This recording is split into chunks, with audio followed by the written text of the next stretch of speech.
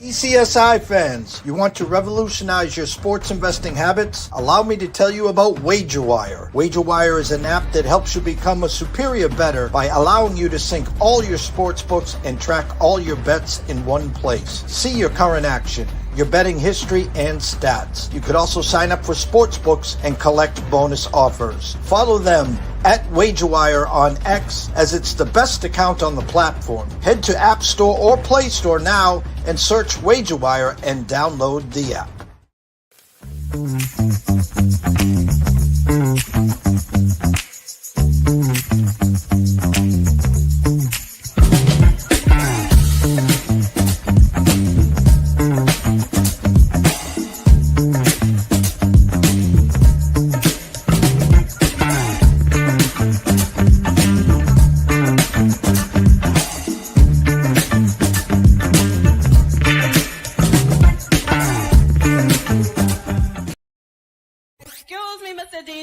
Check this out, we got a great show coming your way. From the ECSI Sports Studios, the #1 sports information program in America, the Breakfast Bankroll, with your host, the sports broker, Jeff Dawson.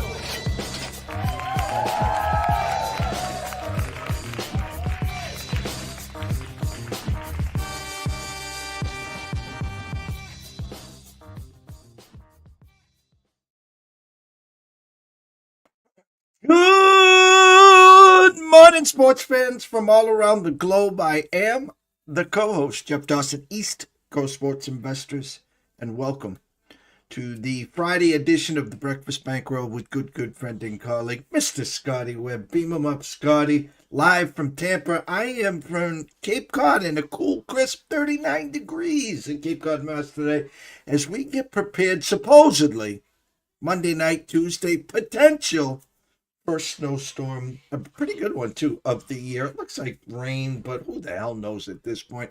Hope everyone enjoyed Thanksgiving. And for me, it was a day to reflect, a day to be grateful. As we get older, the holidays, the hardest part in life is just to understand. Once you get a certain age and your kids get older and they leave the nest, and then, not for me at least, I'm not a grandfather or anything like that, but my point is, it's not about us anymore. It hasn't been about us for a long, long time. So to step back and just kind of oversee, I think I got a pretty good compliment yesterday, and it's like, one of my nephews came up to me and says, "Man, you just sit back, relax, and you're like that oak tree. You're just so strong." And I kind of smiled and I just said, I kind of just oversee the whole 25 of us, I think, were at Thanksgiving dinner, and just kind of watch, listen, and observe. And maybe the older we get, that's what we do. But I hope everyone had a great Thanksgiving. Looked at today's menu and holy bleep. You got one NFL game. You got some great college football games. You got some great college basketball games. And oh, by the way, we got 15 hockey games to boot. So it's Black Friday out there in the world. I won't be a part of it, I know that. And then what's Monday, Cyber Monday? I mean, it is what it is. So first and foremost, a shout out to our proud sponsors and partnerships. It's WagerWire. Head on over to Google Play, download the app. It is free. And of course, AtlantaSteaksAndSeafood.com. Steak, seafood chops, appetizers, wine. Terry's got it all. Come on over to AtlantaSteaksAndSeafood.com. So without further ado, let's bring him in, Mr. Scotty Webb. What's up, champ? Yeah, it's a little chilly down here today. I mean, I think we're going to be maybe 70 degrees today, I think. But it was cold this morning. I mean, we're 40 degrees this morning. But it's a one-day shot, and then, tomorrow will be 80 or something. So I got my long sleeves on for a day. So, it is what it is. Thanksgiving's over. And, boy, I got to tell you, I was a little blindsided yesterday by the results of the NFL games. I thought, I guess first of all, I thought Detroit would play a little better than what they did. I think that Green Bay team is so Jekyll and Hyde. They can look so good some days, and then other days, man, they they get beat by the Saints at home. So I thought that was kind of interesting that game happened that way. And I think the Chiefs are on life support, if not dead. So, the Chiefs in Dallas. And I got a comment to make about Dallas here in a second. And then Joe Burrow, making his return. And I didn't think he was the greatest thing in the first half, but I thought he did a lot of things positive in the second half. And, I also think, you turn the ball over 5 times, you're not going to win any football game. So I don't know what Baltimore's doing. So I thought there was an interesting way that the teams that needed to win didn't win. And I thought it was interesting. I'm going to make this statement, Jeff. I think because Tony Romo made a comment on the broadcast, and then I did a little follow-up work. The Dallas Cowboys are plus 220 or something like that to make the playoffs right now. I would take that bet right now and go to the bank, and I would bet it. They're going to make it. Their remaining schedule, I think they go 4-1. 4-1. And if you look at the teams they need to pass, which would be i.e. the Bears or the Packers or the Lions, the reality is those teams all kind of play each other, and they play some pretty tough opponents. They're not going to go 4-1. Some of them might not even have a winning record. The Packers play the Bears twice. So I think that you've got a pretty good shot here at a plus 220 wager to say, hey, do the Cowboys make the playoffs? I think yes. It's the NFL. Not for long. Any given Sunday, and they put 3 amazing games together. Now, this on the schedule was amazing. How they played out, who the hell knows? But just how the NFL works, all 3 dogs came in. All 3 dogs won outright. Detroit, Packers, I knew on the first drive the Packers were winning that game. You can tell right away with this team which team you're going to get. And I said for a while now, this Lions team's been leaking some serious oil. And I think as we keep progressing, the question's going to come out, Scotty. Was it really Dan Campbell or was it Ben Johnson? And I think that's a fair question at this point. Now I know the Lions are a little banged up. They lose St. Brown early in the game. But my point is that Jekyll and Hyde team with the Packers, after the first couple of weeks, we were anointing them the team to beat. Here comes Micah Parsons and Jacobs, and look at the wide receiver. Oh, Tucker, crap, yada. My point is you're spot on. A team that is Jekyll and Hyde, they come in, they set the tone early. Thanks for playing. A Dallas team now, I'm going to go to the second game. I talk to a lot of people in our lanes. And it's hard is how we're wired. Oh, this team sucks. This team sucks. This team sucks. This team's got to win. This team ain't got to do shit. And it's hard for us to put the respect card on certain teams, just how you're wired. We're looking at it and shading it the way we believe in. That's why my buddy of mine always talked about when you bet on UFC, when you bet on boxing.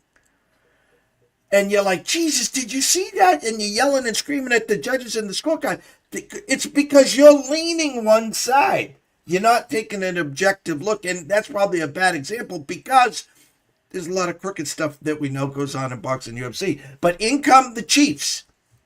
Okay? A team that was gifted a win last week. They came back and got it themselves. But my point was they could have came into Dallas with a losing record. And Mahomes put the cape on and they took him to the promised land. A Dallas team that no one wants to talk about. They're very quietly since the trade, they can stop the run. Not that Kansas City can run the ball. They can stop the run, and very quietly, Dak's having an amazing year, probably his best year ever. I was going to say an MVP type year, but he's not putting up the numbers like Stafford. Insert George Pickens. They got a great dynamic duo. Defense is playing a lot better. Insert now the Chiefs. Patrick Mahomes. 6-5. I heard an amazing stat this morning as I'm getting ready for the show. Patrick Mahomes last year, 12-0. 12-0 in one-score games. Now they're 1-5. They can't score in the red zone. And you see Patrick takes the ball, takes a snap, looks left, looks right, pocket collapse, and he's running and running because play action pass, there's no play action pass. They don't fear the run. And it's going to come back to bite them in the ass, Scotty. They had an opportunity to add Breece Hall at the trading deadline, and they offered a 4th-round pick, and the Jets stuck to their guns. No, we want a 3rd-round pick. I think Breece Hall in that backfield might open up a little pressure and open up some lanes for Patrick. Okay, and last but not least, the Ravens and the Bengals. Insert Joe Burrow. 5 turnovers by the Ravens. Do you know how many turnovers they had all last year, Scotty? All last year. 11. No, I didn't know. I don't know. 11. 11, okay? And my point is another team chewing with their food. Yes, 5 turnovers. Yes, Love likely going in for the score, fumble. Zay Flowers, touchdown. They called it a bad offensive PI, and I was salty because we had the Ravens team total over 14.5 in the first half. They get the quick 7, and I get 2 touchdowns taken off the board. And Harbaugh did what he does best. When the Ravens are chasing, he forgets what got him to the dance, and that's Henry sitting in the backfield. And Lamar's throwing and throwing. He looks bad. And I just took away from this. We have Ravens futures to win the division, Ravens to get to the playoffs. Here's what I take. And I don't know if this is probably politically correct. I think it's time for a new face in Baltimore. As much as I think Harbaugh's a great coach, as much as I think he'd get picked up in 2 seconds, it's just the same old. And I like Lamar, but again, if you get them chasing, it's a wrap. And there's my mini sermon for the day. Yeah, no, I think, I think, when you look at yesterday, I think, it is what it is when you play it out and you see what happens. But I think the shining star that came out of yesterday was Dallas. I just think that just because, not just because they beat Kansas City, but they beat Kansas City, who was in the Super Bowl the year before. And the game prior to that, their previous game, they beat the Philadelphia Eagles, who won the Super Bowl. So they beat both of the last 2 teams in the Super Bowl. And next week they play the Lions. Now they play them at home, and the Lions Loses out. The Lions are struggling like crazy. So like I guess the way I looked at this, and where's my thing at? Where is it at? NFL standings. Here's what I think. I think if you took the Dallas Cowboys and you look at their remaining schedule, and you say the Cowboys lose to the Lions, just say they lose to the Lions, which I think maybe they could, maybe they will, but they play the Lions. Oh, it's in Detroit. I'm sorry, they play the Lions at Detroit, so they'll be underdogs.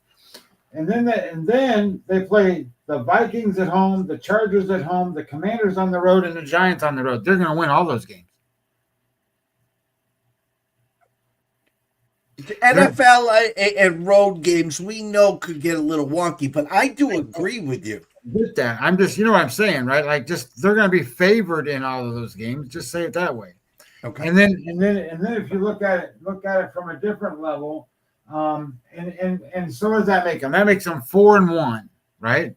For the rest of the season here. And if they go 4-1, then that makes their record 10-6-1, right? 10-6-1. So So if you look at the teams that are ahead of them, say even the Bears are 8-3. They're 7-point underdogs today. So let's just say they lose. And then the Bears schedule, then they play at the Packers. Well, they probably won't be favored in that game. And then they play the Browns. Okay, well, they should be favored to beat the Browns. And then they play at the Packers. And then they play the 49ers. And then they play the Lions. They may only win one of those games. I'm just saying. And if they only win one of those games, well, the Bears fall behind the Cowboys. Well, let's look at it from another level. Let's say, all right, so now let's look at the Lions. The Lions now they play the Cowboys, and then they play the Rams, and then they get the Steelers, who will be fighting their butt off, right, to get into a playoff game, and it's a home game for them. And then they play the Vikings, and then they play the Bears. So I think Dallas has every single right to sit there and think they can get in, because I think they're going to go 4-1, and I don't know who the one's going to be. Maybe it'll be next week against, maybe they lose to Detroit. But after that, they're going to win. Theoretically, they're going to win all these games. Well, all these other teams can go 500-ish or even one game below 500. They're going to pass them. So that's why I say I think it's a plus 220 is a great bet. Then and the other one on the AFC side, I think that might get there is Houston. I think Houston's probably going to find a way to get in. Their defense is just playing so good. But anyway, that was just my thoughts on the NFL. And I here's another one I thought was interesting. Navy beat Memphis last night. I couldn't figure this game out for the life of me. The game opened at -6 for Memphis. And then when I started doing my work and stuff on it, was -5.5. And then it's -3.5. And there's no injuries. There's no injury report, nothing. The line moved that much based on betting and different things, all to the underdog. And I sit there and go, I don't quite get it. I know Navy's a good football team, but Memphis is pretty strong, and Memphis has played these option teams pretty well, and they can stop the run. Well, they get beat last night. Well, now that creates a big problem in the American Conference. I shouldn't say big problem, but it creates a problem. That means that you're going to have them tie. Navy's now 7-1 in that conference. Tulane, when they win, they're going to be 7-1. And North Texas, when they win, they're going to be 7-1. So you're going to have three teams, 7-1, come down to a tiebreaker. And then when I ran through looking at the tiebreaker stuff, it comes down to penalty yards and stupid stuff like that to actually who's going to make the championship game. And theoretically, it's going to end up being North Texas and Tulane. But my guess, my thoughts is that it was an interesting night. It was an interesting day that way in terms of football, which only leads us to Friday, which, who knows what's going to happen. You got an NFL game that I think really matters in the Circus Survivor contest. And then you have some other stuff, college football wise that certainly are going to matter. Like I'm trying to prepare for next week's the only games that are really playing in college football next week are the championship games and then the bowl announcements. So you got to get all that stuff lined up. But the point being is that I'm trying to do that. There's only two teams in. So as that means all these other games matter this weekend to figure out who's going to make it and do whatever. So I think it's going to be a fun weekend. That's for sure. Yeah, and I want to get on to break down a game or two or just talk a little college football here, but I'll wrap up the NFL. As crazy it is, we talked about one of these teams going to be outside looking in. Is it the 49ers in the NFC? The Lions at this point, someone's got to win the NFC South. So whoever wins there again, we don't know the longevity of Baker Mayfield's wing there. And my point is, if I remember, Carolina's got 6 wins, a couple more losses by Tampa and Carolina shocks the Well, world a couple more. Tampa plays Carolina twice, I think, and Yeah. they play New Orleans. So I think when it comes down to the remaining schedule for Tampa Bay, as long as quote they're normal and they're getting guys back now. So I mean, Bucky Irvin I think is going to play. So as they start getting these guys back, I think Tampa's, and I'm not just saying that because I live down here, but I think Tampa. I think Tampa is going to win that division this year. Just because I don't think the other teams are ready to capitalize off of anything that is there for them to capitalize off of. I mean, the Saints certainly aren't going to be any good. Falcons are terrible. So the only team that will be there is Carolina, and you know, I don't think they're going to. I would say this about Carolina: Bryce Young should be benched for the backup quarterback, which is what's his name, the mad redheaded guy, Andy Dalton. Andy Dalton. Andy Dalton should be the starting quarterback. They would have a much better chance to win versus Bryce Young. Anyway, that's just. And quickly in the AFC, the loss by the Chiefs. The problem with this now is the three teams that they're chasing, they've all lost to. And if my memory serves me correct, it's the Jags, the Bills, and the Chargers. So this could be one of those years, Chiefs outside looking in. I still expect the Ravens to win that division. And I'll just compound it by saying Cincinnati's going to be a bitch in that division the rest of the year with Burrow. Their defense is playing better. I mean, they're 32 across the board. But Jason Garrett couldn't have hit us over the head with the dummy stick enough between, I probably said it 35 times. The last couple weeks, they played a lot better. They dummied it down, and now you get that bump from Joe. And so, again, it's a division. Who wants to win it? Pittsburgh or the Ravens? Their Bills have been leaking oil. So in that AFC, again, there'll be someone outside looking in. Great spot with the Texans you talked about. Defense, the best in the planet, them in Denver. They go to Indy this week. Big game. If the Texans can find a way to win at Indy, that will really shake this up some more. But you're going to have someone outside looking in. Currently, right now, Patriots, Denver, Indy. I think Denver wins and gets the number one seed. I do. Ron Momorlewski said this best. They had a mini vacation, 10 days off. Now they're going to have 2 weeks off. They're going to be the most rested team when you need it the most. And we know how hard it is to come into Denver in January and try to win a playoff game. But a lot of football left. So I want to jump into today's call. Actually, let me do this. For the people that have not been here this week, and I want to give a good shout out to Amber Hawley. Go Bucks, go. 10-point favorites at the Big House, Amber, tomorrow. So I know you'll be excited for that. Let's get to Scotty Webb's in-pocket plays here for this week. And if I can find them. Been doing so much work here, Scotty, that they've kind of got lost in the shuffle here. Give me a second. Where are you, Scotty? I'm right here. No, I know you're right here, you smarty. Here we go. Nope, that's not it. This is it. And I can't believe, Scotty, I didn't do what I think I did, but I probably did. Here we go. Jeez. Right? Here we go. In pocket plays for today. Ole Miss -6.5. Utah -11.5.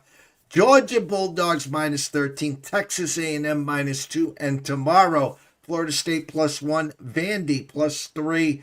Clemson +3. Virginia -9.5. Oklahoma -9.5. Scotty, any particular game you'd care to break down for the people? Well, we did a couple games the other day, and I don't care. We can do any game you want to do. I just want to make sure I clarify a couple things. One, some of these numbers you're not going to be able to get anymore. But at the same time, I say that I don't bet these games just totally based off of, okay, Virginia is minus 9.5 and it's better than 10, right? I guess my point being is that if it was minus 10, I would still tell you to bet it. If Oklahoma was minus 10, I would still tell you to bet it. And the reality is, if it was 10.5, even though it's not the best number, when I'm making these bets, these are the best bets that I can possibly find to make. So as I say these, I'm very confident in what I'm putting out here. Now, obviously, they're not all going to win, but point being is that I don't think you need to worry so much about the number. So, for example, I'm on Utah minus 11.5, open minus 13.5. I think it's minus 10.5. So the number went against me on that game. But Georgia was minus. I got it at 13. It's now 14. Ole Miss, I think, is minus 7. So you're not necessarily going to get every single one of the numbers, but don't worry about so much the number per se. It's whatever the best line you can get is at this point. Remember, it's Friday. You got games today, and then you got games, on Saturday. So anyway, we can go over whatever, if there's a specific. I think we did Ole Miss the other day, and I think we did. I don't remember what the other, and then we did Texas A&M. I think I don't remember. Scotty, I'm going to just shock the world. I'm going to grab the bull by the horns here because we have Amber here from the Wager Wire community, and I want to hear. I hear this. I hear this is going to be a good game right here. So let me do this. Let me get this off the stage here. And we're going to do Ohio State. And there you go. We are going to do Ohio State and Michigan. Share screen. Windows. There we go. This one's for you, Amber. All right. So this Ohio State game, let me get it up on my screen on my side too. Where did you go, Ohio State? That game should be right there. There it is. All right. So I've done a ton of work. On this game because I got to find it right over here. I think is where it is. Maybe it's on this one. I've been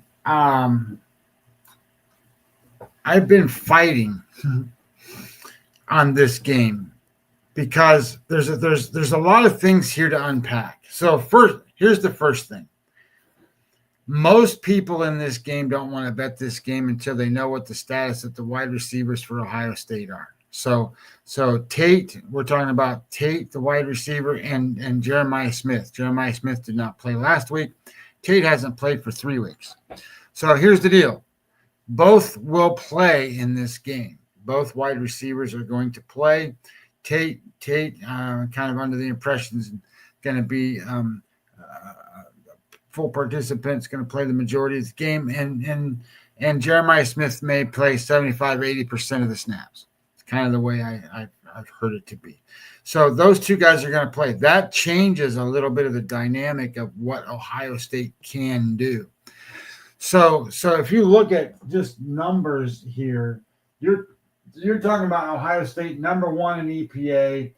Success rate number 2, number 1 available yards per play number 2. Like they're the best team in college football. Like there's no question they're the best team in college football. They have a great offense. They're statistically, in the top 5 in almost everything that there is in offense. But the biggest thing is that they hold teams to under 14 points, under 17 points per game. So when you have an offense that goes out and scores over 30 and almost 40 points a game, and a defense that doesn't allow teams to get 14 points, you're going to win a lot of games. So on the other side of the ball, you got Michigan, and Michigan is a team. If you look at their numbers, they're 10th in EPA. They are 7th in yards per play, 19th in available yards, and their success rate is 14th. So they're a top 15 teams. They're a very good team. They've got a good defense and a methodological offense that just what they do is they hold the ball, they drive down the field. They're not an explosive team by any stretch. They don't have explosive plays. They don't get 30, 40, 50 yards crack very often. They're going to need to really hold the ball, and they're going to need to make sure that their defense doesn't get run over. That's kind of what needs to happen. So then it becomes, okay, let's talk about the quarterbacks for a minute. Well, Bryce Underwood is a true freshman quarterback. His QBR is in the top 40. His rank, I think, is 39. Let me pull it up just to make sure. Ohio State, his rank is, his rank QBR is 25, so it's gotten better. His rank's 25, and Julian Sands number 2. So Julian Sands like the second best quarterback QBR ranking, and it's almost a virtual tie between him and Mayava for USC. Those are the top 2.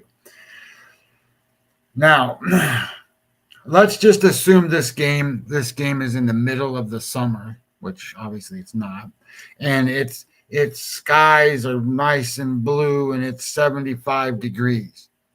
Okay, well, every edge athletically possible that Ohio State has can be exploited. They would be able to run faster. They would be able to use their athleticism to avoid tackles, do different things, make really good blitzes, coverages, all that stuff on the defensive side. And really, that would be the most optimal situation for Ohio State. I have this tweet here that I think is probably pretty cool. Let me pull it up. And for those of you that I did vet the tweet to make sure that it was correct. It's profile, find my likes. And let's go over here. And here's the deal. Replies. Let's do that.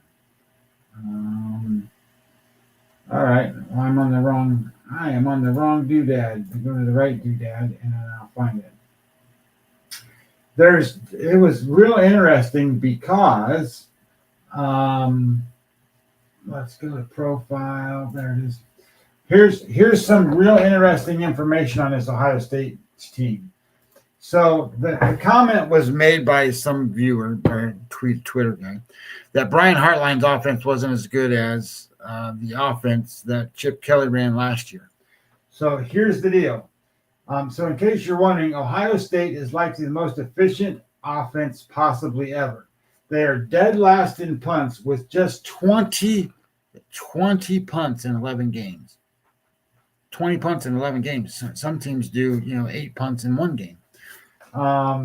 They are dead last. I said that they are 124th. There's 135 football teams that get graded. They're 124th in fourth down attempts, while also being 15th in fourth down conversions. So they don't get fourth downs very often, and when they do get them, they convert them. And then they are dead last in third down attempts, while also being second in third down conversions. So they're great on first down and second down. They don't get third downs very often, and you can see that on the games per page. Look at third down, fourth down success for Ohio State. Number 1, which obviously we just talked about, right? So they're number 1. Average third down distance is number 5. Early downs is number 7. All of that puts their offense and they're going to face a defense that ranks 21, 54, 49 in those categories. It's a mismatch. It really is. So I think here's where you really got to start looking at this game and go, there's a big caveat here. And the caveat is the weather. The weather is an equalizer in this game beyond anything that I've seen. There's going to be high wind, cold temperature, and precipitation. Precipitation can be snow, and I've seen reports, the latest reports is 1 to 3 inches of snow during this game. I've also seen reports that say, well, it's going to snow before. Well, it's supposed to. And then, oh, it's going to snow after. Well, it's supposed to, but it might rain. It can be all kinds of stuff. So here's where the caveat comes into play. If it's really snowy, then what happens? All the athletic edge that Ohio State has kind of disappears because, yeah, they can still be athletic, but they got to be slower athletic. They got to be more secured footage athletic. So what does that become? Well, it becomes a pushing, shoving game. They're going to push and shove each other around. And if they push and shove each other around, look, Michigan's got good athletes. So they don't match up to what Ohio State has, but they have power. They're big, skilled guys. They can push and shove and push and shove and push and shove too. So I think that takes away certain things. But as we always say in a lot of this stuff, what's baked into the line? Well, if you look at the some of the numbers are 9.5 now for Ohio State. So if you like the Ohio State side, you can get them at 9.5. If you like the Michigan side, you maybe should have bet them a little while ago because you could have got them at plus more than 10. Where is the line right now? What's the total in that game, Jeff? 44 flat, and there is a 9 at one of the offshore books, 9.5 at DraftKings, 9.5 at Heritage. Opened at 11. I'm looking at some ticket. I mean, it's kind of one of these. I think you're actually breaking this down so good in this regard. It's a rivalry game. We know that, and this, I think. This is another series that just comes in streaks. Don't forget, Jim Harbaugh was like 0-8, 0-9. The one team he couldn't beat was was Ohio State. He finally beats them, and then he finally wins the national championship. What was the blueprint last year for Ohio State? Lose to Michigan, get the week off in the Big Ten, and then look like the world beaters that they were and win the championship. The hard part for me to wrap around my head is Michigan's got 2 losses. They win this game, they get, I assume, to the title game versus Indiana, which they'll be big dogs as well. But I don't know if a win against Ohio State is enough. And then the committee turns the blind eye. Well, they beat Ohio State. It's been a year since someone beat them. The championship game doesn't matter. Well, yeah, I mean, there's a lot of weird stuff that can happen with this stuff. So if Amber's watching still and those kinds of things, I'm not sure exactly how I would want to bet this game if this game was in a dome and I didn't have to worry about the weather at all. I'm all over Ohio State. I think Ohio State wins this game by 17 points. I think they dominate the game. I think they have the athletes, the quarterback. I think their defense is just great, and I think that the reality becomes is that Michigan's offense is just plodding down, plotters, right? I mean, they try to get first downs, they try to do whatever, and they're going to try to do stuff with field position, and they're going to try to do things with punting and make sure they make good decisions and that kind of stuff. Well, I don't think that's enough to beat Ohio State. I just don't. I think Ohio State's the best team by far, and I think we're going to have this conversation again next week because people are going to go, well, what's the line going to be against Indiana? Well, they're going to play in a dome against Indiana, and Ohio State's going to be faster. Ohio State's going to be more athletic, and Ohio State's going to have the better quarterback, even though Mendoza's playing pretty well, and they're going to have the better defense. So my thoughts are going to be all of that. That's going to be a different matchup. I still think Ohio State wins this game. The question becomes, do they actually cover this game? And my side of thinking basically is going to be askew to probably what the market is, and probably to what a lot of. That's why I'm fighting with my AI person. I shouldn't say person. My AI program. My AI program loves Michigan, loves it, and I keep throwing all kinds of stuff at it and saying no, and we just keep fighting. And I'm going to refuse to go and say Michigan's the right side. I'm going to refuse to say it. And the reason I say that is just because for everything that I stand for and everything that I've talked about and a lot of different things, it's this. Ohio State can put pressure on the defense every snap, every game, the whole game long. And their defense can prevent the scoring on the other side. So if you bet on Michigan, you're going to sit there like this the entire damn game and go, God damn, I hope we stop them. God damn, I hope we stop them. Excuse my language. But I think that's what you're going to do. You're going to go, oh my God, we got to stop them. Did we get a sack? That's great. All that stuff. And if you bet on Ohio State, you go, okay, well, that series didn't work. Here comes the next one. Here comes the next one. Because Michigan's not going to do anything. They're just not going to do a whole lot against Ohio State's defense. So I think just by the battle of attrition in series, and if you have 10 series in this game or you have 15 series in this game, depending on what the weather does, I think Ohio State wears them out, wears them down, put the pressure on, and I think Ohio State covers whatever the number turns out to be. I think Ohio State wins and covers. So that's my thoughts. I haven't bet the game. I kind of want to bet the game just because, it is what it is, but it doesn't make my top lists of anything, so it didn't get on there.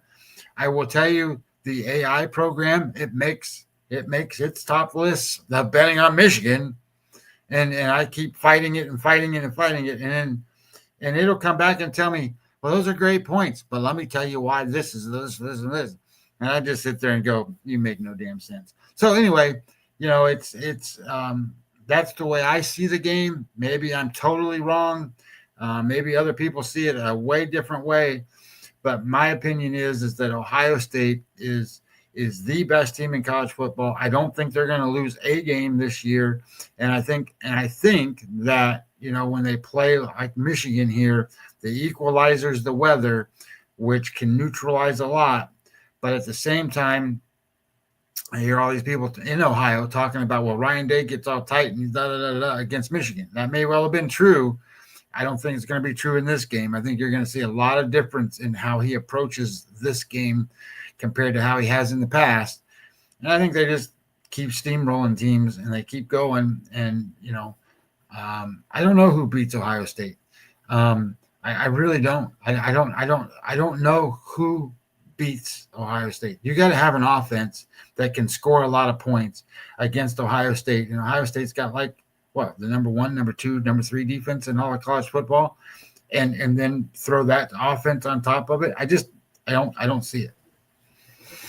I don't know if this is an omen or not, but over my back left shoulder, Mr. Scotty Webb, there's a helmet there. I don't know whose that is. And I'm being sarcastic here. It's just a backdrop. So, Scotty Webb, in pocket plays, week number 14. Today, Ole Miss -6.5, Utah -11.5, the Georgia Bulldogs -13, Texas A&M -2, and for tomorrow, Florida State +1, Vanderbilt +3, Clemson +3, Virginia -9.5, Oklahoma -9.5, and as Scotty said earlier in the show, and I will reiterate, a lot of these numbers you can't get. That's why you got to tune in on Monday. That's why you got to tune in on Tuesday. We were actually here on Wednesday this week because yesterday was Thanksgiving. So, closing thoughts, sir. Yeah, I think, I spent a lot of time, I don't remember what day it was, on what I call a bet plan and a bet strategy and stuff like that when you make your bets and, and you do all that stuff. Now, the follow-up to that is if you lose a game, and especially early, or you do this or you do that, don't go chasing. What I mean by that is like yesterday, I was on Detroit. And that was the only bet I made yesterday. Detroit, I got a -2.5 on the number. So I this is a good number. I don't have to pay -3. And of course, it didn't matter. I mean, Detroit, they just didn't have it. So my bet plan was the only bet I was going to make. Now, if I want to add, I have the opportunity to add a couple of different college football games based on other information that might come my way here for Saturday or for Friday or Saturday, but I haven't seen anything that I like, so I haven't added anything. So So I that was my strategy and my plan going in. So if I were to sit here and go, you know what, I need to go bet this Ohio State game, for example, that's not part of my plan.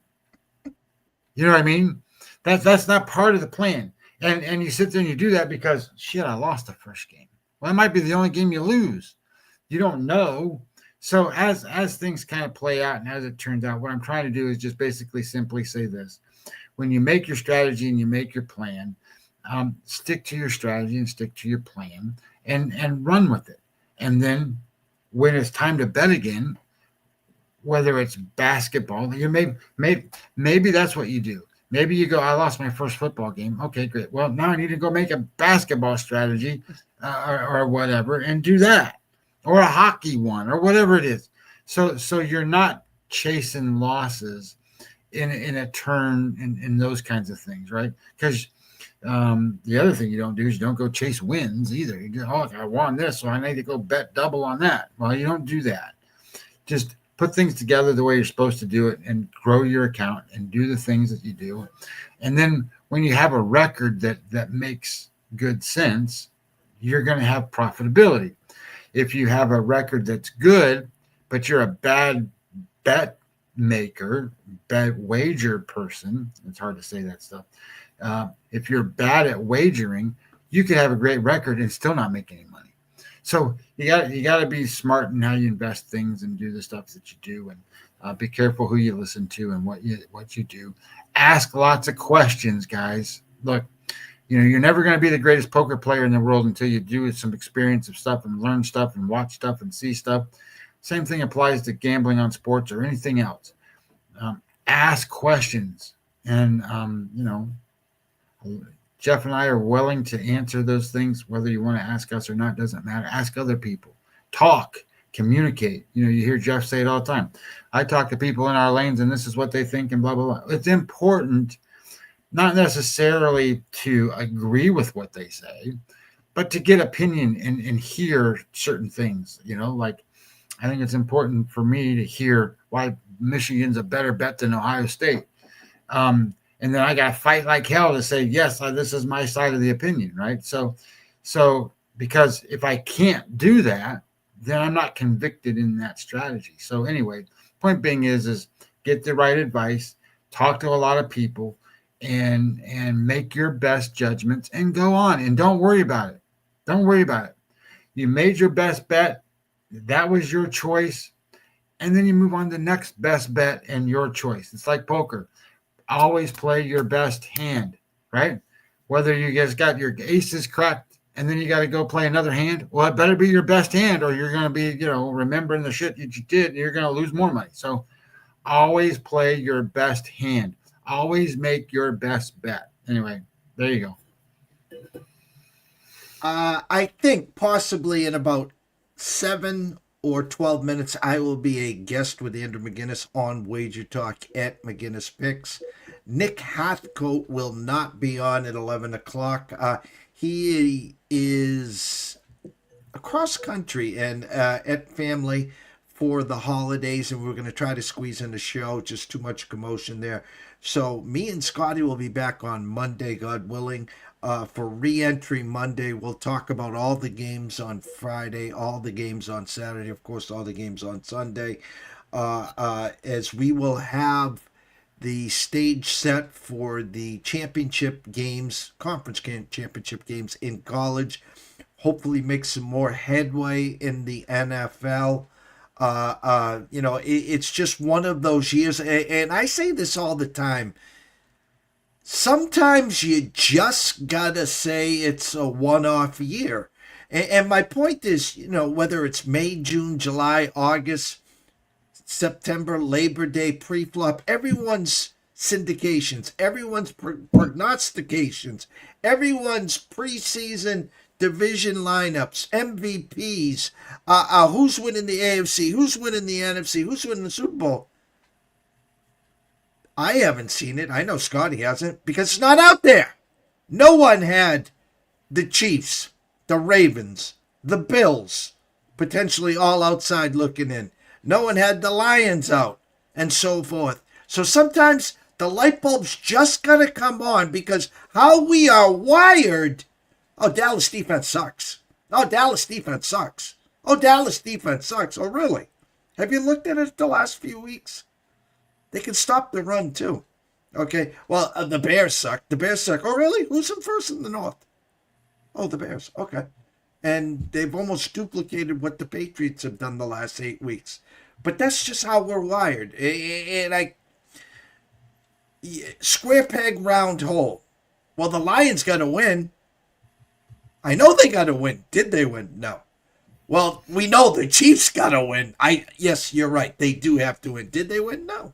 Well, the Ravens got to win. I mean, Joe's got all that. Rusty hasn't played in 2 months. How'd they do? And I'm just being sarcastic here, but that's just how sports wagering is in investing. Each game is independent to the next one. As Scotty talks about poker, if you got your aces cracked and you're on your tilt, you're heated, and the next hand you look and you got aces again, what are you going to do? Well, Mike, you can't crack my aces twice in a row, Scotty. There's no bleeping way. Oh, really? Okay. Slow play those aces. Let me hang around to the turn. Let me hang around to the river and see if we crack those aces. So anyways, a little sarcasm here. I hope everyone had a great Thanksgiving. It's a short turnaround. In other words, Thanksgiving was late this year. It's the 28th, so you got less than 30 days for Christmas shopping. Me and Scotty will be here throughout the holidays, having some fun, throwing out some winners, creating educational purposes. I'll repeat, educational, not entertaining. As we get ready for bowl season, we get ready for the Final 12 in college football and basketball. Great schedule. I should be at Madison Square Garden today, but that's for another show. So from myself, Jeff Dawson at EC Sports Invest, the one and only Scotty Webb at Webby20 MLB. We wish everyone a blessed day. Amber, thank you so much. PB, Mr. Lucky, Dr. Lance, the list is endless. The Wager Wire community, thank you guys. And have a great day. Stay in your lanes and stay tuned.